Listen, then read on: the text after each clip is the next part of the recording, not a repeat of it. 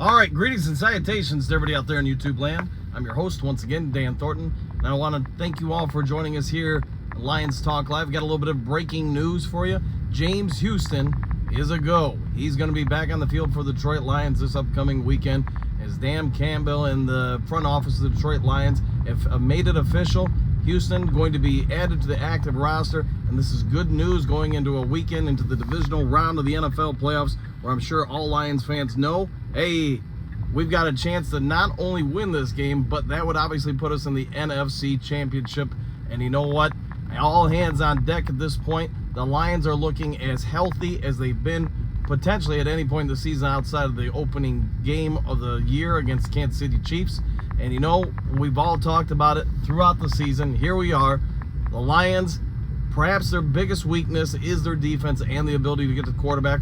One could argue perhaps it is the secondary. But well, man, oh man, this is great news for everybody out there if you're a Detroit Lions fan.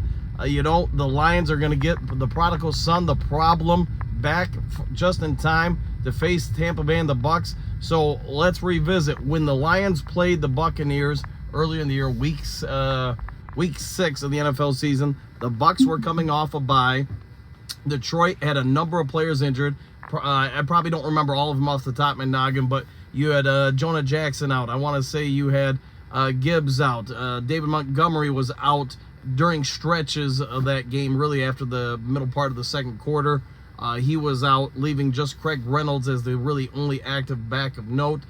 And, you know, Brian Branch out, a bunch of guys out for the Detroit Lions. And now you're going to have basically everybody back other than potentially Khalif Raymond is going to be the only person out for the Detroit Lions matchup this week. What does it mean? What does it mean James Houston's going to start? Probably not. He's probably going to be mostly a situational pass rusher, but it's just another layer, another person that, you know what, Aaron Glenn can throw at the Baker Mayfield and the Tampa Bay Buccaneers. So I see some of you guys are hopping in the chat here. Lincoln Clay, yeah, 100%. Dennis, sweet, great news, no worries. Joseph, woo! There you go. Hey, man, love to hear this. Thanks, Dan, for the man. No worries, glad to do it. The Lions Talk, the problem is back. He is back, Micro Mike, and you know what? I'm going to say to you guys all, this is just huge news because, again, you're getting everything to really line up for you to potentially make a run at this game as you could. You got the home field. You got the momentum of a second straight game at Ford Field in front of what's going to be a mammoth crowd at Ford Field that's going to be loud and just proud to represent and try to push the Lions to the NFC Championship game. Let's not forget last week against the Rams, the Lions went out there and the crowd was so loud in the second half that the Los Angeles Rams had to use 2 timeouts to try to deal with delay of game situations, or I should say to prevent a delay of the game penalty. So with all that being said, now you're going to add James Houston. I think it's fair to say a fan favorite to the mix. Also somebody that opposite Aiden Hutchinson last year was a monster tear for this guy. NFL record for most amount of sacks by a rookie in such limited snaps.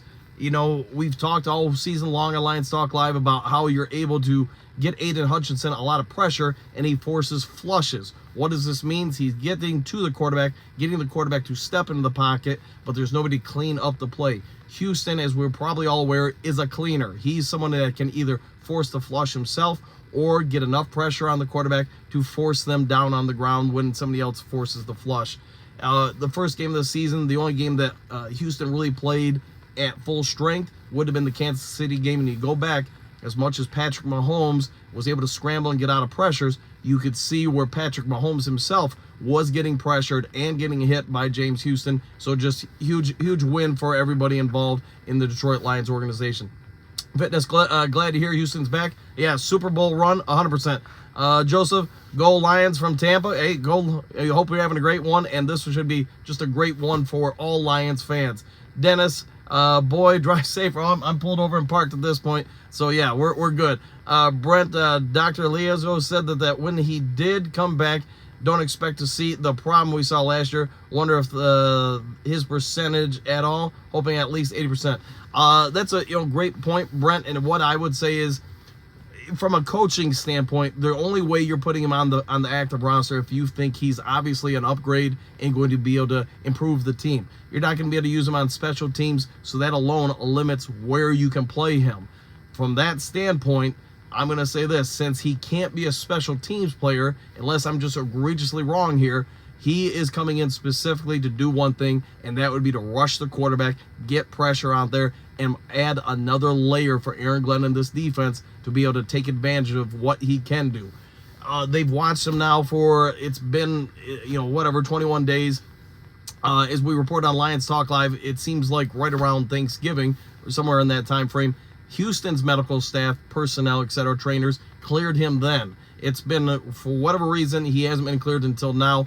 There must have been, in my opinion, some reason that Brent or the doctors for Detroit just simply said that, hey, he's not a full go at this point. But you know what? The good part is that point appears now. The Lions are here. Romeo Okwara has picked up his game, if you ask me, watching him on film for about the last 3 weeks. So if Romeo's trending upward, I think you can see Aiden Hutchinson has been trending up for about 3 or 4 games now. Some of that is because they've taken his snap count down. They've rested him a little bit more, and some of that you can see the productivity coming up. Now you're going to add in somebody who's specifically just going out there to get after the quarterback in James Houston. Again, another layer, another piece to the puzzle is getting out there. You got C.J. Gardner-Johnson. I did a little bit of a breakdown on his play from the Minnesota game, the end of the regular season, to last week. You could see the trend in his friend. He's getting better, shaking out the rust, and I'll talk about it on tomorrow morning's Lions Talk Live when I do a deeper dive into this weekend's matchup. But you're getting him back. You're getting James Houston back. C.J. Gardner-Johnson's getting back to, you could say, arguably full strength, and just another weapon for this defense. More versatility. Ife Melifonwu playing at a high level. You've got Kirby Joseph playing at a high level. You're going to have the Ford Field fanatics going crazy all over the place, trying to disrupt the noise situations or any kind of audibles made by Baker Mayfield and that offense. I already talked about how that impacted last week's game against the Rams. You know what? And the one thing I will give the Rams some credit for, I thought overall they handled the noise very well, but I do think Matthew Stafford had a point that they have to practice against that almost on a weekly basis, because the vast majority of the time when the Rams play at home, half that crowd is not there to support the Rams. They're there to support another team. So they're always having to use silent snap counts and things of that sort. Non-verbal communication, I guess I should say. The Buccaneers do not have that advantage. So I think it's going to be a bigger impact on this weekend's game. All right, a couple more here, and then I got to get into coaching responsibilities myself. Oh. Did I lose you guys? Maybe. Brent, all right, we see we got the Brother Ken.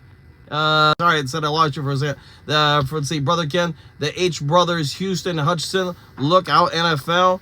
Beverly, James Houston, and Aiden Hutchinson, yes. Brent would see Lions and Julian Okwara to make room for Houston. Lions cut, yeah, correct. Joseph, H2, woo! Oh boy. No, Caroline.